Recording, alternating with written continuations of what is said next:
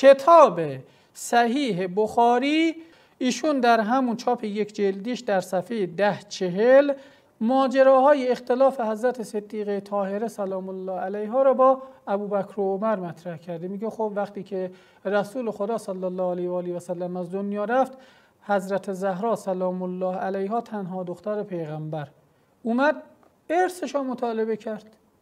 گفت آقا قرآن گفته پیغمبر ارث میذارن، ما که تافته جدا بافته نیستیم که ارث ما رو بدید، خمس ما رو بدید، حق و حقوق شرعی ما رو بدید. خب ندادن.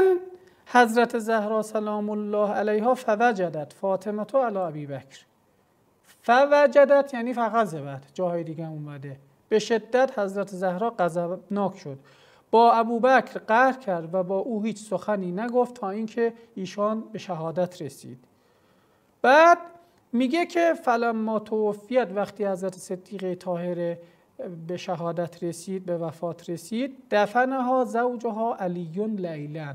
چرا حضرت علی علیه السلام شبانیشون رو به خاک سپرد؟ چرا به ابوبکر اجازه نداد که اصلا تو تشییع جنازه بیاد؟ ولم یؤذن بها ابابکر و صلی علیها، و خود امیرالمومنین فقط براش نماز خوند. هیچ خبری از ابوبکر و عمر نبود. میگه حضرت علی فرستاد دنبال ابوبکر، بیا من باهات بیعت بکنم، ولی اگه خواستی بیای تنهایی بیای یا هیچ کی باهات نیاد. چرا هیچ کی باهاش نیاد؟